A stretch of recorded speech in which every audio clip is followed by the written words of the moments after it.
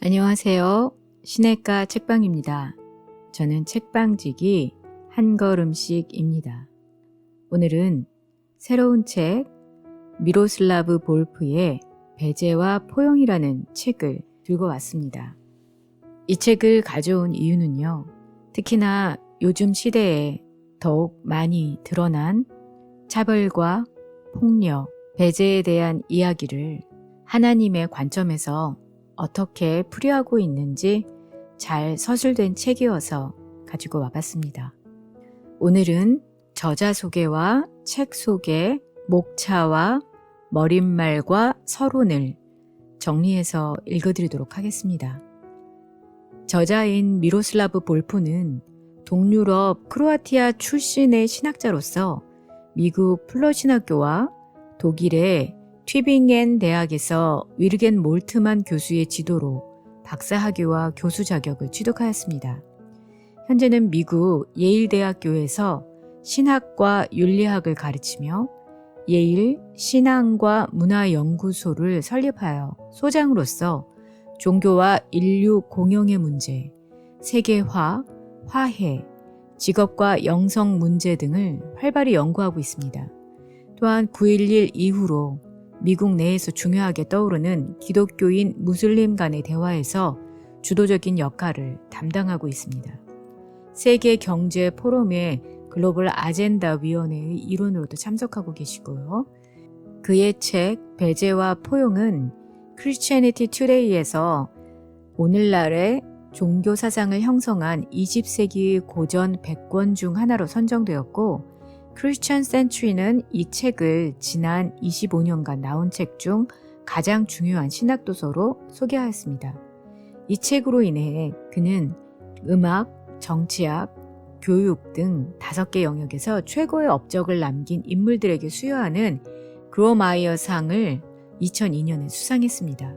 이 외에도 볼프는 교회의 삼위일체적 본성을 탐구한 After Our Likeness, 이슬람교와 기독교의 하나님이 같은 하나님인지를 묻는 알라, 공적 영역에서의 신앙의 의미를 다루는 A Public Faith 등 17종의 책을 저술하거나 편집했고 80여 편의 학술 논문을 발표했습니다. 이 책은 제가 참 좋아하고 아끼는 책인데요. 이 책은 정의를 위한 투쟁과 궁극적인 화해에 이르는 길에 대한 신학적 탐구가 담긴 책이다. 저자는 인류가 폭력과 악과 절망의 뿌리에 자리 잡은 정체성과 타자성의 문제를 극복하고 문명의 다음 단계로 나아갈 수 있을지에 대한 질문으로 이끕니다. 오늘날 우리 문명이 직면한 중대한 문제 중 하나인 정체성과 타자성의 문제를 탐구합니다.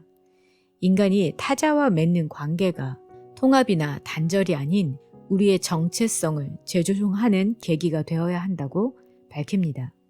모더니즘과 포스트 모더니즘 사상가들의 주장에 귀를 기울이며 용서하시는 하나님, 영원히 기억하지 않으시는 하나님, 적들로부터 새로운 공동체를 창조하시는 하나님에 대해 증언하고 있습니다.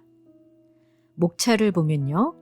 머릿말, 서론, 십자가, 자아, 타자, 제1부, 1.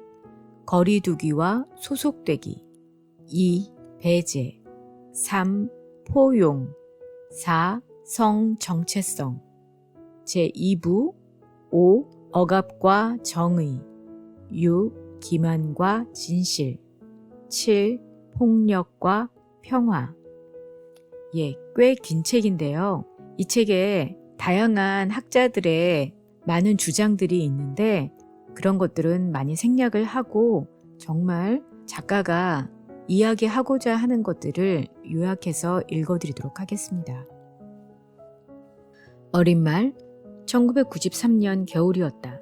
당시 몇 달 동안 체트닉이라고 불리던 악명 높은 세르비아 전사들이 나의 고향 땅에 파멸의 씨를 뿌리고 있었다.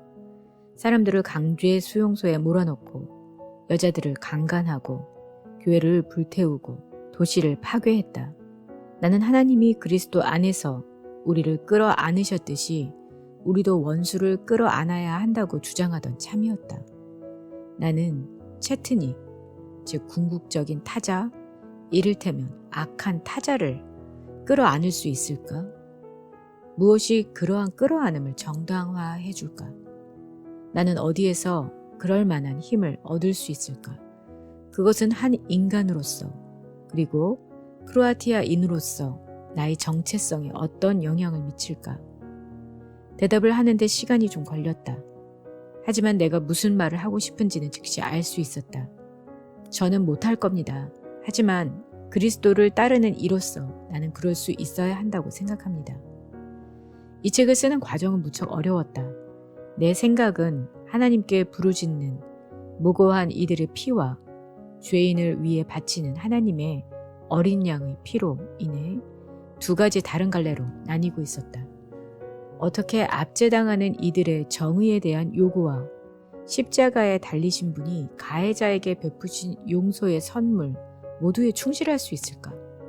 나는 두 가지 배반, 고통당하고 착취당하고 배제당한 이들에 대한 배반과 나의 신앙의 핵심에 대한 배반 사이에 갇힌 느낌이었다. 어떤 의미에서 더 불편하게는 내 신앙이 그 자체로 모순된다는 느낌이었다. 즉, 약한 이들을 구원하시는 하나님과 십자가에 달리신 이를 저버리시는 하나님 사이에서 희생자들을 위해 정의를 성취하라는 명령과 가해자를 끌어안으라는 부르심 사이에서 내 신앙 자체가 분열된 것 같았다. 물론 이 강력한 긴장을 해소하는 쉬운 방법을 알고 있었다. 그러나 동시에 그것이 틀렸기 때문에 그것이 쉽다는 사실도 알고 있었다. 나는 내 고향 크로아티아뿐만 아니라 세계 전역에서 갈등의 악순환에 사로잡힌 이들의 고통에 들쑤심을 받아 여행을 떠났고 이 책은 바로 그 여행에 대한 보고서다. 불가피하게도 이 보고서는 가장 추상적이고 어려운 내용을 다루는 부분에서조차도 대단히 개인적인 성격을 띠는데 이는 내가 감상적인 정서를 공적으로 마음껏 드러내려 했다는 뜻이 아니다. 이 책은 내가 내 정체성의 핵심을 건드리는 문제들과 지적으로 씨름한다는 의미에서 개인적이다. 나는 느슨하고 초연한 태도로 흥미로운 지적 퍼즐을 푸는 데 관심이 없었으며 불가능한 것은 시도조차 하지 않았다. 전쟁이 끊이지 않는 세상의 시민이자 예수 그리스도를 따르는 사람으로서 나는 서재에 들어가기 전에 나의 헌신과 욕망, 저항, 분노, 불확실성을 외투처럼 옷걸이에 걸어두었다가 하루의 작업이 끝나면 다시 집어서 입는 식으로 책을 쓸 수 없었다. 내 동족은 짐승처럼 짓밟히고 있었으며 나는 십자가에 달린 메시아를 따르는 사람으로서 나에게 적합한 반응을 생각해내야만 했다. 어떻게 내가 나의 헌신, 욕망, 저항, 분노, 불확실성으로부터 시선을 회피할 수 있겠는가? 최대한 엄격하게 그것들을 꼼꼼히 따져보아야 했다. 십자가의 메시지와 폭력의 세상 사이에 있는 긴장이 나에게는 십자가에 달리신 이를 따르고자 하는 바람과 다른 이들이 십자가에 못 박히는 것을 지켜보거나 나 자신이 십자가에 못 박히도록 내버려 두고 싶지 않은 마음 사이의 갈등으로 다가왔다. 이러한 까닭에 책은 지적 투쟁에 관한 이야기인 동시에 영적 여정에 관한 기록이기도 하다. 서론, 십자가, 자아, 타자, 새 도시의 이미지. 1992년 로스앤젤레스에서 폭동이 일어났을 때 나는 위대한 프러시아의 도시 포츠담에서 열리는 독일 개신교 신학학회에서 강연해달라는 초대를 받았다. 주제는 시의적절했다. 유럽의 사회 문화적 격변에 처한 하나님의 성령과 하나님의 백성이었다. 그런데 학회까지 남은 8개월 동안 새 도시의 이미지가 내 머릿속에 파고들어와 떠나지 않았다. 너무도 부족한 빵 배급을 끈기 있게 기다리던 한 무리의 사람들 위에 떨어지는 포탄, 저격수를 피해 죽음의 골목으로 뛰어가는 사람들, 바로 사라예보의 이미지다. 로드니 킹이 백인 경찰관들에게 구타당하는 장면, 레지널드 데니가 흑인 갱 조직원들에 의해 자기 차에서 끌려 나오는 장면, 사람들이 약탈한 물건을 들고 거대한 개미들처럼 사방으로 뛰어가는 장면, 구역 전체가 불타오르는 장면, 로스앤젤레스의 이미지다. 그 다음은 베를린, 시내를 행진하는 신나치 스킨헤드, 그들은 히틀러식 거수경례를 하며 외국인을 추방하라고 외친다. 이 도시들은 각각 내가 태어난 나라, 내가 살고 있는 곳, 내가 유럽의 문화적, 사회적 격변에 관해 강연해야 할 곳이었다. 이 도시들은 1992년에 내 삶에 일어난 우연 이상의 공통점을 가지고 있었다. 이 도시들이 극심한 문화적, 민족적, 인종적 투쟁의 역사로 연결되어 있었기 때문이다. 사실 나에게는 새 도시가 특이한 경우이기는커녕 오늘날 세계의 상징처럼 보였다. 전 세계 50여 곳에서 같은 땅에 살지만 인종이나 민족, 언어, 종교가 다른 사람들 사이에 폭력 분쟁이 발생한다고 있다고 보도한다. 물론 냉전 종식이 이런 갈등의 직접적인 원인이었던 것은 아니다. 갈등은 전부터 계속 존재해 왔으며 근대 세계의 핏빛 드라마에서 줄곧 중요한 역할을 해왔다. 민족적, 인종적 갈등의 문제는 정체성과 타자성이라는 큰 문제의 일부라는 점이다. 크로아티아의 싸움과 피, 불에 탄 폐허를 통해 정체성과 타자성의 문제가 내 의식 속으로 파고들었다. 타자 없는 세계. 크로아티아에 방문을 했을 때 나는 내 나라에 오래 머물면서 점점 사방이 조여오는 듯한 느낌이 들었었다. 그 당시 나는 크로아티아인으로서 왜 여전히 세르비아에 친구를 두고 있는지, 왜 그들의 비잔틴 정교회 문화의 후진성에 대해 경멸조로 말하지 않는지 설명하라는 무언의 압력을 느꼈다. 혼혈 결혼으로 태어난 나에게는 체코인, 독일인, 크로아티아인의 피가 흐르고 있었다. 나는 구 합스부르크 제국이 수많은 민족 집단들의 만남의 장소로 삼았던 도시에서 자랐으며 로스앤젤레스라는 다문화 도시에서 살고 있다. 그러나 질투심 많은 여신처럼 새로운 크로아티아는 나에게 모든 사랑과 충성을 요구했다. 나는 철두철미한 크로아티아인이 되어야 했으며 그렇지 않으면 좋은 크로아티아인이 될 수 없었다. 이처럼 과도한 충성을 요구하는 이유는 쉽게 설명할 수 있었다. 공산당 통치 하에 강제적 동화 정책이 종식된 후였으므로 각 민족은 각자의 민족적 소속감과 문화적 고유성을 재천명할 필요가 있었다. 뿐만 아니라 크로아티아 영토의 3분의 1을 점령하여 크로아티아인에 대한 인종 청소를 자행했고 몇몇 도시들은 송두리째 파괴해버렸던 강력하고도 파괴적인 적에 단호히 맞서야 했으므로 분열된 충성이라는 호사를 누릴 여유가 없었다. 이런 설명은 타당하며 국가적 자아에 사로잡힌 이 우려스러운 현상이 일시적인 것이며 위험이 지나간 후에는 더 이상 필요 없을 일종의 방어기제라고 믿을 만한 이유가 되기도 한다. 그러나 여전히 풀리지 않는 의문이 남아있었다. 나는 억압당하는 크로아티아의 얼굴에서 우리가 경멸하던 세르비아의 특징을 발견하지 않았던가. 우리의 적은 크로아티아의 영토뿐만 아니라 크로아티아의 영혼까지 사로잡았던 것은 아닐까? 곳곳에서 자행되는 다양한 문화적 청소는 우리로 하여금 정체성과 타자성을 사회 현실에 대한 신학적 성찰의 핵심 주제로 삼도록 요구한다.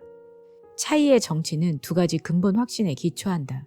첫째, 한 사람의 정체성은 필연적으로 그가 태어나고 자란 사회적 환경의 특수성에 의해 특징지어진다. 한 사람이 부모, 또래 집단, 교사, 종교적 권위, 공동체의 지도자와 자신을 동일시할 때 그는 단순히 인간으로서 그들과 자신을 동일시할 뿐만 아니라 그들의 특정한 언어, 종교, 관습에 부여하는 가치나 성차, 인종적 차이를 이해하는 방식과도 동일시하게 된다. 둘째, 정체성은 일정 부분 사회적 환경으로부터 받게 되는 인정에 의해 형성되기 때문에 어떤 사람을 인정하지 않거나 잘못 인정하는 것은 그에게 해를 끼치는 일이며 일종의 억압이 되어 그 사람을 거짓되며 왜곡되고 축소된 존재 양식 안에 가두는 결과를 초래할 수도 있다. 사회적 구조, 사회적 행위자, 십자가의 중심성. 십자가에 관한 몰트만 사상의 주요 주제는 연대라는 개념으로 요약할 수 있다. 십자가 위에서 그리스도께서 당하신 고통은 단지 그분의 고통이 아니다. 그것은 가난하고 약한 이들의 고통으로 예수님은 그들과 연대하시며 자신의 몸과 자신의 영을 통해 그들의 고통을 함께 나누셨다. 그리고 하나님이 그리스도 안에 계셨기 때문에 그리스도는 자신의 순환을 통해 이 세상의 순환의 역사 안으로 하나님의 영원한 교제와 신적 정의와 생명을 창조하는 의가 들어오게 하신다. 십자가 위에서 그리스도는 하나님을 폭력의 희생자들과 동일화하시는 동시에 희생자들을 하나님과 동일화하심으로써 그들이 하나님의 보호 안으로 들어가게 하시고 그분과 더불어 그들이 빼앗겼던 권리를 누리게 하신다. 가해자들을 위한 속죄라는 주제를 희생자들과의 연대라는 주제에 덧붙인다. 억압당한 이들이 억압으로 인한 고통으로부터 해방되어야 하는 것과 마찬가지로 억압하는 이들 역시 억압을 통해 자행된 불의로부터 해방되어야 한다. 희생자와 연대하시는 하나님이라는 주제를 무시하지 않으면서 나는 여기서 특별히 원수를 위해 하나님이 자신을 내어주시며 그들을 하나님과의 영원한 교제 안으로 받아들이신다는 주제를 더 발전시키고자 한다. 몰트만은 십자가와 삼위일체의 신학의 사회적 함의를 주로 하나님의 연대라는 주제에서 도출한다. 즉, 하나님이 희생자들과 더불어 고통당하시고 그들을 보호하시고 그들에게 박탈당했던 권리를 돌려주셨으므로 우리도 그렇게 해야 한다는 주장이다. 반면 나는 하나님이 자기 내어줌이라는 주제에 담긴 사회적 함의를 제시하고자 한다. 즉 하나님이 경건하지 않은 이들을 악에 넘겨주지 않으시고 속죄를 통해 그들을 하나님과의 교제 속으로 받아들이시고자 그들을 위해 자기를 내어주셨으므로 우리의 원수가 누구이든 우리가 어떤 사람이든 간에 우리도 그렇게 행해야 한다.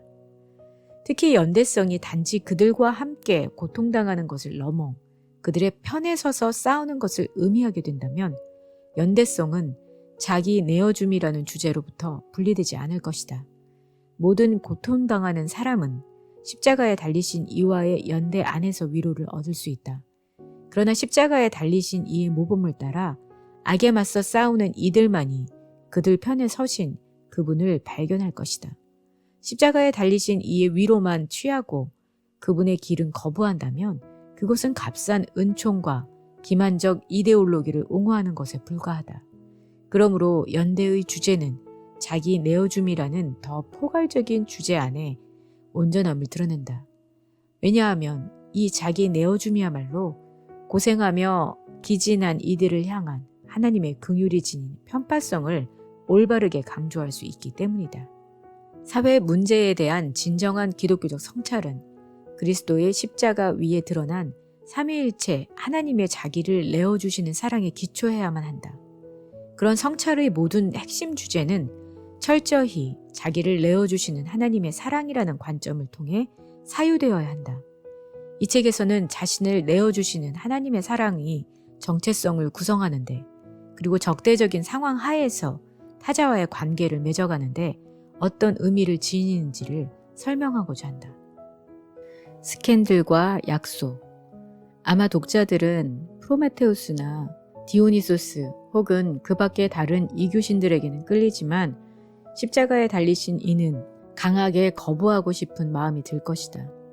하지만 자기를 내어주는 사랑에 대해 내가 이야기하는 바와 내가 그것을 정의나 진리와 어떻게 관련 짓는지를 숙고해보기 전에는 그런 충동에 굴복하지 말라고 당부하고 싶다. 우리가 사는 세상보다 훨씬 더 나은 세상을 꿈꾸게 되는 이유 중 하나는 이 세상에서 상호성이라는 조건이 충족되는 경우가 거의 없기 때문이다. 사람들은 자기 내어줌에 대해 자기 내어줌이 아니라 착취와 무자비함으로 대응한다. 우리가 약하고 착취당하고 희생당하면 우리는 모두 그것을 반대할 것이다. 폭력의 세상 속에서 기독교 신앙의 중심에 자리 잡은 두드러지게 대항 문화적인 상징인 십자가는 하나의 스캔들이다. 그러나 폭력의 세상 속에서 자기 내어줌과 연관된 위험이 십자가라는 스캔들의 핵심은 아니다. 예수님이 극심히 괴로워하신 것은 단순히 고난을 견뎌야 한다는 사실 때문이 아니었다. 산고의 경험이 말해주듯 고통이 원하던 열매를 맺는다면 고통을 참을 수 있으며 심지어 그것을 끌어안을 수도 있다. 고통의 아픔이 괴로움으로 바뀌는 까닭은 버려진다는 사실 때문이다. 예수님은 자신을 믿었던 사람들로부터, 자신이 믿었던 하나님으로부터 버림받으셨다. 나의 하나님, 나의 하나님, 나는 당신의 길에 철저하게 순종했는데 왜 십자가의 고통과 치욕을 당해야 합니까? 십자가의 궁극적인 스캔들은 자기 내어줌이 긍정적인 열매를 맺지 못하는 경우가 너무나도 많다는 사실에 있다. 당신은 타자를 위해 자신을 내어주지만 폭력은 멈추지 않고 당신을 파괴한다. 당신은 당신의 삶을 희생하지만 가해자의 권력을 안정시켜줄 뿐이다. 자기 내어줌이 서로에게 기쁨을 가져다주는 경우도 많지만 실패의 고통과 폭력도 예상해야 한다. 폭력이 몰아칠 때 자기를 내어주는 행동은 곧 어둠에 가려진 하나님 앞에서 외치는 부르짖음이 될 뿐이다. 자기를 내어주는 행동과 정면으로 부딪히는 이 어두운 면이 바로 십자가의 스캔들이다. 십자가의 스캔들은 십자가를 포기하기에 충분한 이유가 되는가? 이에 대해 나는 이 스캔들을 우회하는 진정으로 기독교적인 방법은 없음을 지적하고자 한다. 마지막까지 분석해 볼 때 가능한 선택은 십자가와 기독교 신앙의 핵심을 거부하거나 자기 십자가를 지고 십자가에 달리신 이를 따르는 것, 그리고 그로 인한 어려움 때문에 계속해서 걸려 넘어지는 것뿐이다. 그러나 제자들은 자신들이 십자가에 달리신 그분을 어떻게 저버렸는지를 포함하여 십자가의 이야기를 계속해서 전했다. 왜냐하면 그들은 바로 스캔들 속에서 약속을 발견했기 때문이다. 다른 사람을 섬기고 그들을 위해 자신을 내어주면서 하나님의 어두운 얼굴 앞에서 슬퍼하고 항변하면서 그들은 자신들이 십자가에 달리신 그분과 함께하고 있음을 깨달았다. 그분의 빈 무덤 속에서 그들은 절망의 부르짖음이 기쁨의 노래로 바뀌고 결국에는 하나님의 얼굴이 구속받은 세상 위에 비칠 것이라는 증거를 보았다. 자기 내어줌이 기쁨과 치유를 가져올 뿐 아니라 내어줌의 오용을 막기 위한 모든 필요한 안전장치를 갖춘 후에도 여전히 위험의 요소가 남아있을 것임을 철저히 인식해야 한다. 십자가의 길이 고통스럽고 자주 실패한다는 사실은 모든 시대, 모든 사람들에게 스캔들이었다. 그러나 십자가는 인류의 시각이 운명의 제국으로부터 진보의 대적으로부터 해방되어 진리와 덕, 행복의 길을 따라 단호하고 확고한 발걸음을 내딛는 근대에 와서는 더욱 이상한 스캔들이 되었다. 십자가의 내적 논리는 근대성의 기본 정서와 심층적으로 어긋나는 두 가지 상호 연관된 믿음을 받아들일 것을 요구하기 때문이다. 첫째, 근대성은 세계의 균열을 고칠 수 있으며 세계는 치유될 수 있다는 신념에 근거한다.